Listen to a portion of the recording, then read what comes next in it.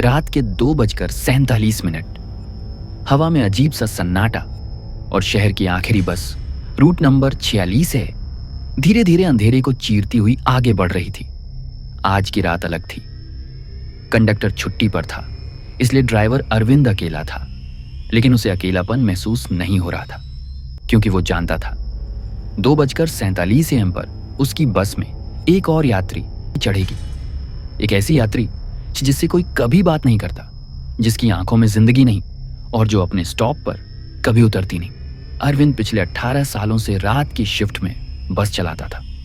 उसने अजीब लोग देखे, नशे में धुत लोग, झगड़ालू लोग, अकेले लोग, लेकिन ये महिला अलग थी।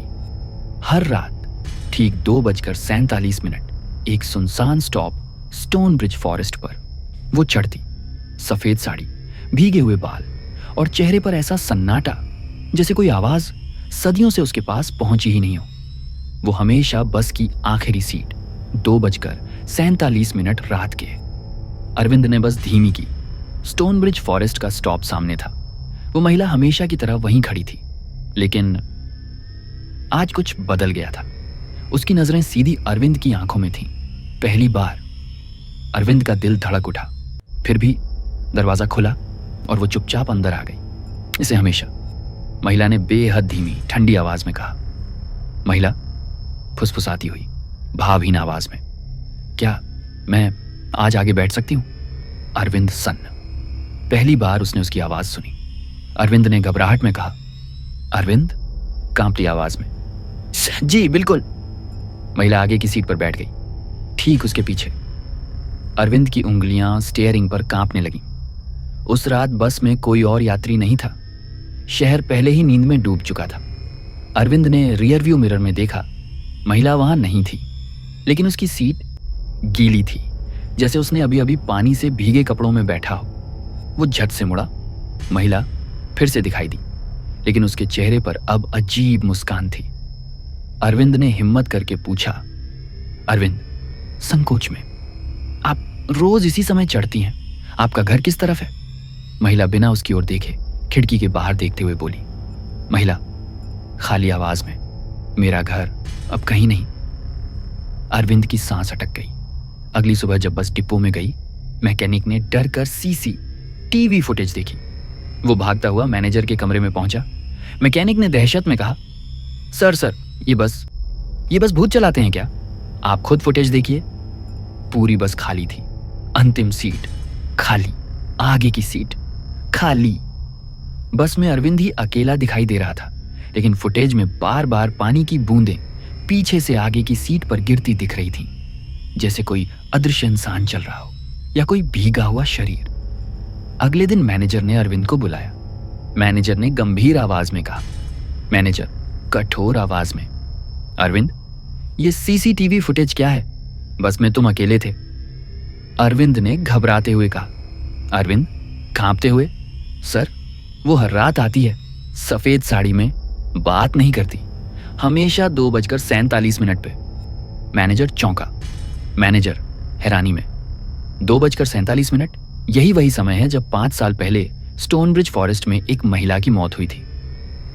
5 साल पहले एक महिला की कार जंगल के पास फिसलकर खाई में गिर गई थी।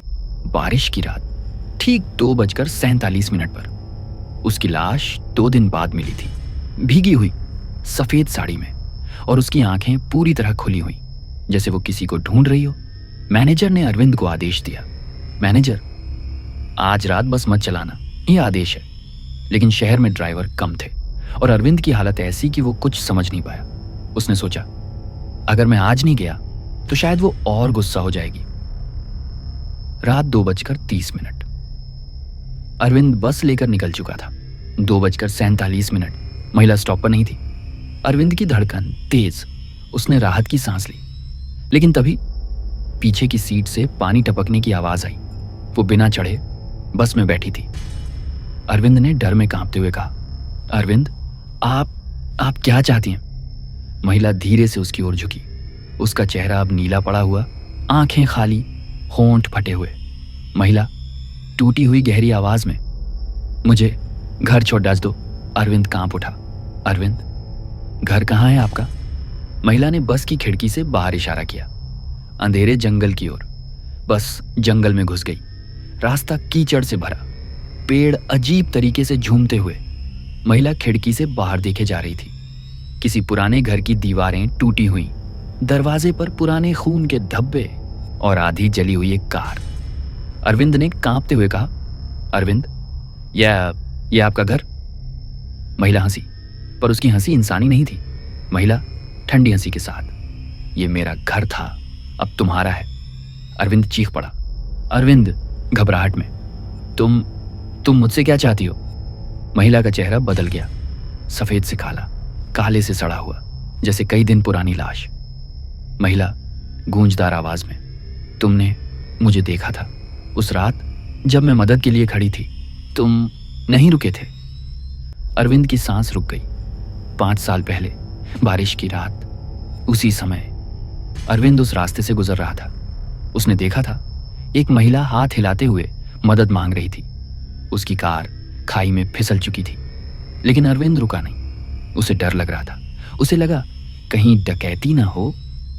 उसने आंखें चुरा ली और बस आगे बढ़ा दी।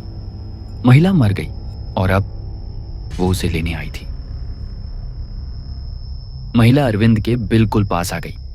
उसकी सांस बर्फ जैसी ठंडी। महिला धीरे भयावह फुसफुसाहट में, अब मेरी बारी है। अरविंद ने बस को रोकने की कोशिश की, पर ब्रेक फेल। बस सीधे उसी खाई में गिर गई जहां 5 साल पहले महिला की कार गिरी थी। पुलिस पहुंची, बस का मलबा मिला, लेकिन अरविंद का शरीर नहीं मिला। केवल उसकी टोपी और ड्राइवर की सीट पर पानी से भीगा हुआ निशान। उस रात की सीसीटीवी फुटेज में बस अपने आप चलती दिखाई दी और ठीक 2:47 पर स्टोनब्रिज फॉरेस्ट के स्टॉप पर बस धीरे से रुकी और दरवाजा अपने आप खुल गया, जैसे कोई यात्री अब भी हर रात चढ़ता हो।